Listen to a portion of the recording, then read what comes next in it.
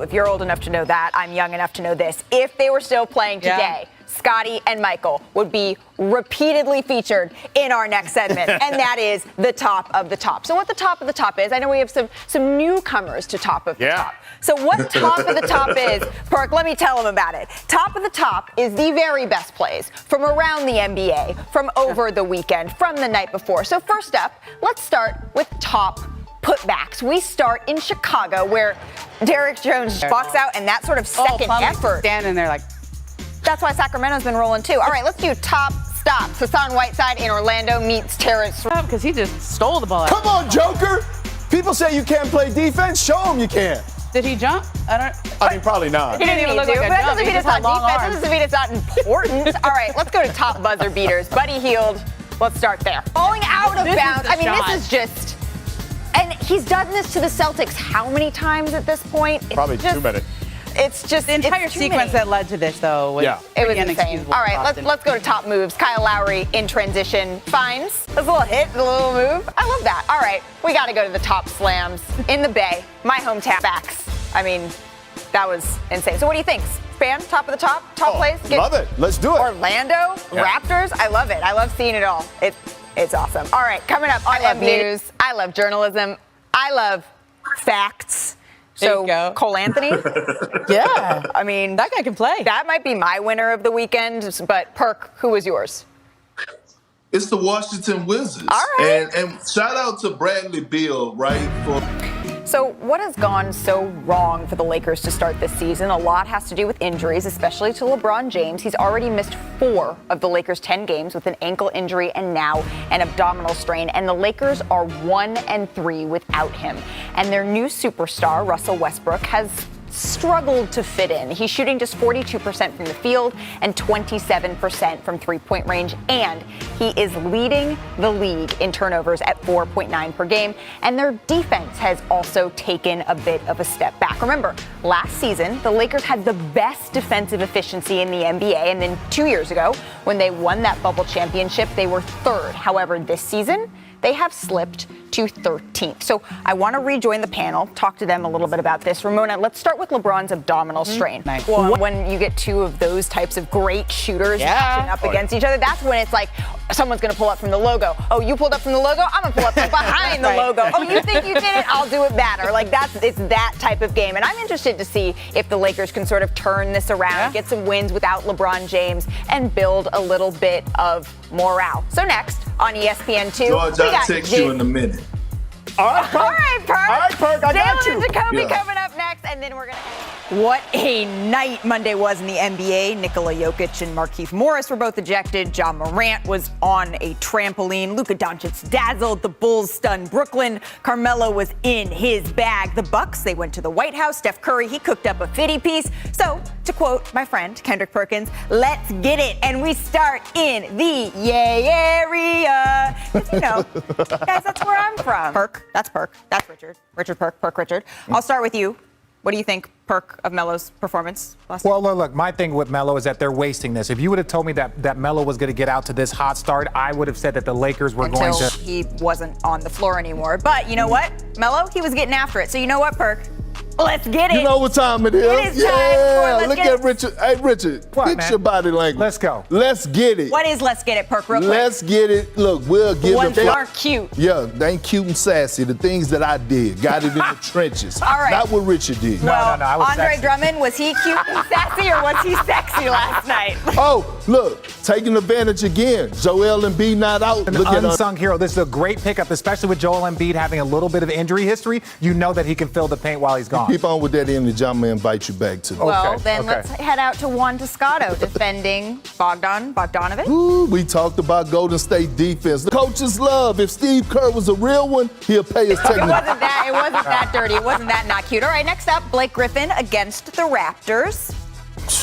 Look at this. See this out of dark-skinned brothers, but I love what he's doing. We get after it sometimes. Yeah. No, it's good. No, I agree. Light-skinned dudes don't typically do that. I only dive in fourth quarters in playoffs.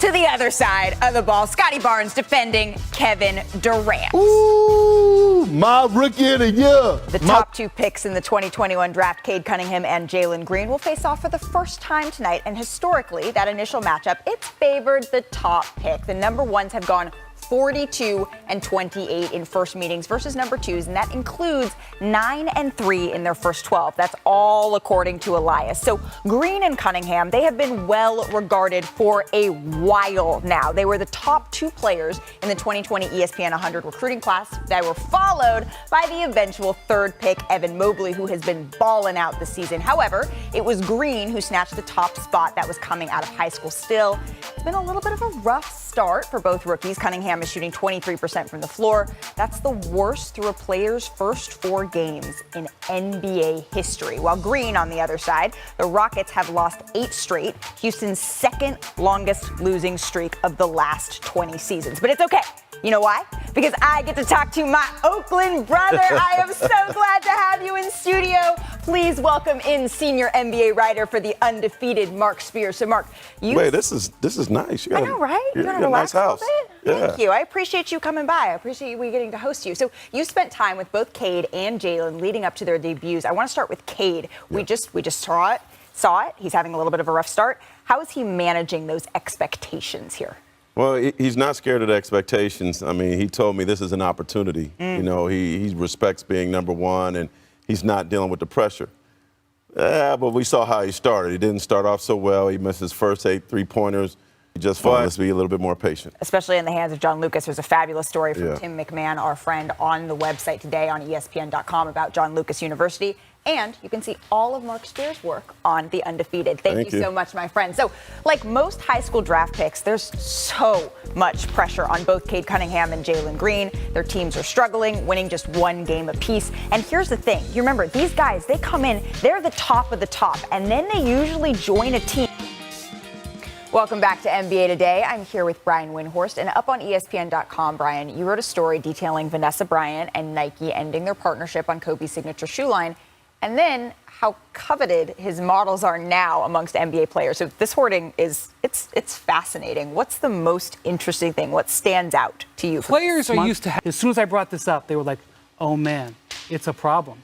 And it's only going to get worse because obviously they're going to go through these shoes and there's no replacements. Well, now everyone's going to be hitting up that equipment manager saying, are there any more? They're dry. Are there any more in the back? All right. So what have been players like Devin Booker, DeMar DeRozan, what have they said about Kobe's line ending with Nike and then their stockpile for the future? So Booker said to me, I will never run players are switching to Kobe or to Kyrie's and to Kevin Durant's shoes. But they want their Kobe's. They want their Kobe's. And a guy like PJ Tucker, you can't change him 4 times a game. That kind of Forget stock. about that. Yeah, that doesn't exist. Forget about that. So for more on this absolutely interesting story, head over to ESPN.com. Let the day go, Perk, without bringing in another special guest for you. What we got? We did. We got some See what I'm saying? Let's get it. Hey, Nate, you see what I'm saying, man? I didn't saw you all day today. This is beautiful. Look at that. There's little This is beautiful. Let's get it. And yeah. of course, Hey, I wish I could cut you a slice, bro, but I can't. he's eating the whole thing. I was already thinking the carb load about to be epic, Brody. Hey, man. Hey, let me say this, man. First of all, happy birthday to you, my G. I texted you earlier.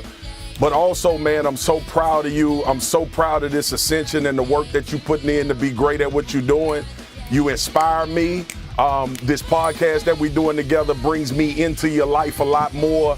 And I'm just proud of you, man. Keep doing it. Thank you to Just on his birthday, don't do that to him. But the question is, did he text you back? Like that you texted him back? Yeah, he did. You know what I mean? I'm just making Malika sure. and Janae, love both of y'all. Good seeing We y'all and love you keep so killing much. it. All right, Perk, happy birthday. Happy birthday, Happy birthday to you.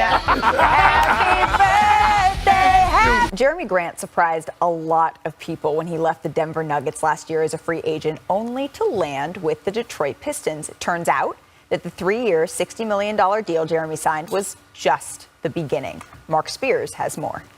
We have some awesome games this weekend. Perk and I, we'll see you at halftime. Yeah. And then Richard, I don't even know what he's going to be doing.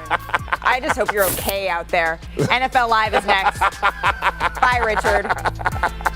Bye, guys.